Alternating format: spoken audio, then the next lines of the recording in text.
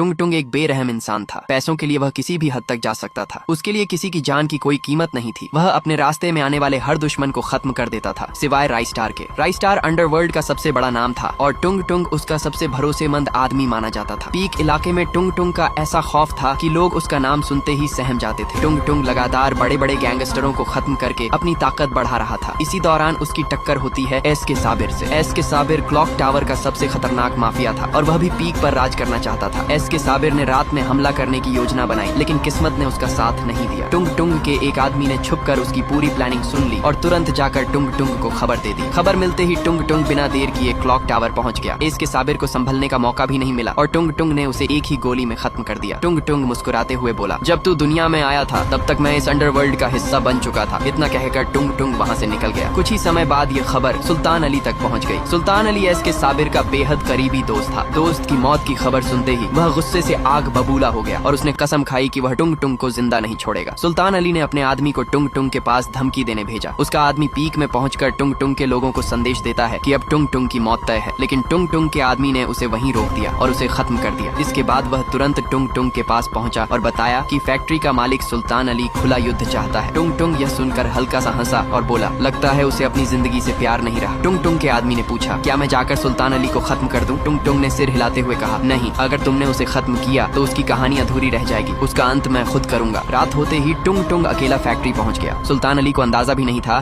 कि उसका आखिरी समय इतना करीब आ चुका है। टुंग टुंग ने उसे खत्म कर दिया और वहाँ से निकलते वक्त सिर्फ इतना कहा, तुम लोग सिर्फ बातें करते हो और मैं काम करके दिखाता हूँ, यही असली फर्क है। उस रात के बाद पूरे देश में टुंग टुंग का नाम डर की पहचान बन गया। लोग उसकी ताकत और उसके फैसलों से कांपने लगे। लेकिन कहानी यहीं खत्म नहीं होती। असली तूफान अभी बाकी है, क्योंकि बहुत जल्द इस कहानी में एंट्री होने वाली है रॉकी भाई की और उसके आने के बाद अंडरवर्ल्ड की दुनिया पूरी तरह बदलने वाली है।